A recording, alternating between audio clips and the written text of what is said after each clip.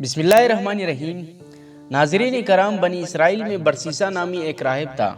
اس وقت بنی اسرائیل میں جیسا کوئی عبادت گزار نہیں تھا۔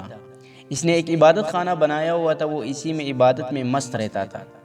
اسے لوگوں سے کوئی غرض نہیں تھی، نہ تو وہ کسی کو ملتا تھا اور نہ ہی کسی کے پاس آتا جاتا تھا۔ شیطان نے اسے گمراہ کرنے کا ارادہ کر لیا۔ برسیسا اپنے کمرے سے باہر نکلتا ہی نہیں تھا۔ وہ ایسا عبادت گزار تھا کہ اپنا وقت ہرگز ضائع نہیں کرتا تھا۔ شیطان نے دیکھا کہ جب دن میں کچھ وقت تکتے ہیں تو ہی کبھی کبھی اپنی کھڑکی سے باہر جھانک کر دیکھ لیتے ہیں۔ ادھر کوئی آبادی بھی نہیں تھی، اس کا اکیلا صومعہ تھا۔ اس کے ارد گرد کھیت اور باغ تھے۔ جب اس نے دیکھا کہ وہ دن میں 1 یا 2 مرتبہ کھڑکی سے دیکھتے ہیں تو اس مردود نے انسانی شکل میں آ کر کھڑکی کے سامنے نماز کی نیت باندھ لی۔ اس نے نماز کیا پڑھنی فقط شکل بنا کر کھڑا تھا۔ اب دیکھو کہ جس کی جو لائن ہوتی ہے اس کو گمراہ کرنے کے لیے اس کی مطابق دلکش بہروپ بناتا تھا۔ چنانچہ جب اس نے کھڑکی میں سے باہر جھانکا تو ایک آدمی کو قیام کی حالت میں دیکھا۔ وہ بڑا حیران ہوا۔ جب دن کے دوسرے حصے میں اس نے دوبارہ اور ارادتاً باہر دیکھا تو وہ رکوع میں تھا۔ بڑا لمبا رکوع کیا، پھر تیسری مرتبہ سجدے کی حالت میں دیکھا۔ کئی دن اسی طرح ہوتا رہا۔ آہستہ آہستہ برسیسا کے دل میں یہ بات آنے لگی کہ یہ تو کوئی بڑا ہی بزرگ انسان ہے جو دن رات اتنی عبادتیں کرتا ہے۔ وہ کئی مہینوں تک اسی طرح شکل بنا کر قیام، رکوع اور سجدے کرتا رہا، یہاں تک کہ برسیسا کے دل میں یہ بات آنے لگی کہ میں اس سے پوچھوں تو صحیح کہ یہ کون ہے۔ جب برسیسا کے دل میں یہ بات آنے لگی تو شیطان نے کھڑکی کے قریب مچھلی بچانا شروع کر دیا۔ جب مچھلی کھڑکی کے قریب آ گیا اور برسیسا نے باہر جھانکا تو اس نے شیطان سے پوچھا، تم کون ہو؟ وہ کہنے لگا، آپ کو مجھ سے کیا غرض ہے؟ میں اپنے کام میں لگا ہوا ہوں، مجھے ڈسٹرب نہ کریں۔ وہ سوچنے لگا کہ عجیب بات ہے کہ کسی کی کوئی بات سننا گوارا ہی نہیں کرتا۔ دوسرے دن برسیسا نے پھر پوچھا کہ آپ اپنا تعارف تو کروائیں۔ وہ کہنے لگا، مجھے اپنا کام کرنے دو اللہ کی شان کے۔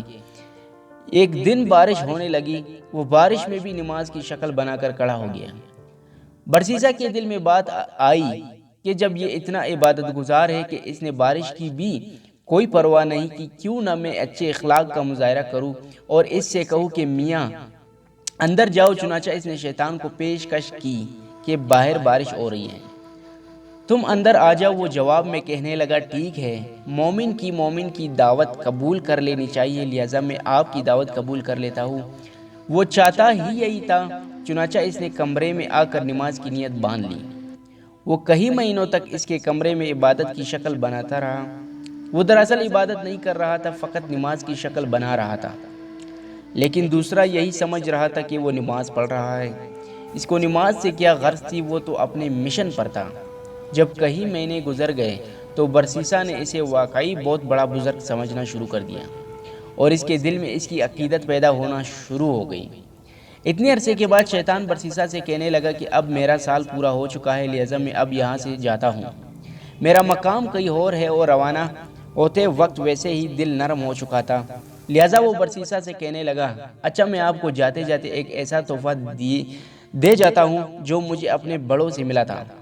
وہ تحفہ یہ ہے کہ اگر تمہارے پاس کوئی بھی بیمار آئے تو اس پر یہ پڑھ کر دم کر دیا کرنا، وہ ٹھیک ہو جایا کرے گا۔ تم بھی کیا یاد کرو گے کہ کوئی آیا تھا وہ اور تحفہ دے گیا تھا؟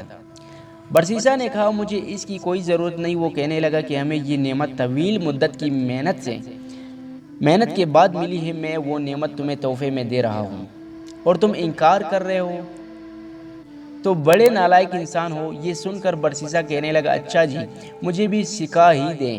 چنانچہ شیطان نے اسے ایک دم سکھا دیا اور یہ کہتے ہوئے رخصت ہو گیا کہ اچھا پھر کبھی ملیں گے، اور وہاں سے سیدھا بادشاہ کے گھر گیا۔ بادشاہ کے 3 بیٹے اور ایک بیٹی تھی۔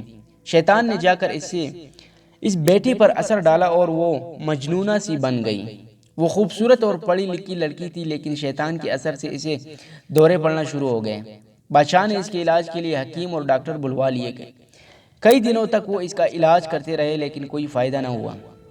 جب کئی دنوں کے علاج کے بعد کچھ افاقہ نہ ہوا تو اور ڈاکٹروں سے علاج کروا لیا تو شیطان نے بادشاہ کے دل میں یہ بات ڈالی کہ بڑے حکیموں اور ڈاکٹروں سے علاج کروا لیا ہے، اب کسی دم والے سے ہی دم کروا کر دیکھ لو۔ خیال آتے ہی اس نے سوچا کہ ہاں کسی دم والے کو تلاش کرنا چاہیے۔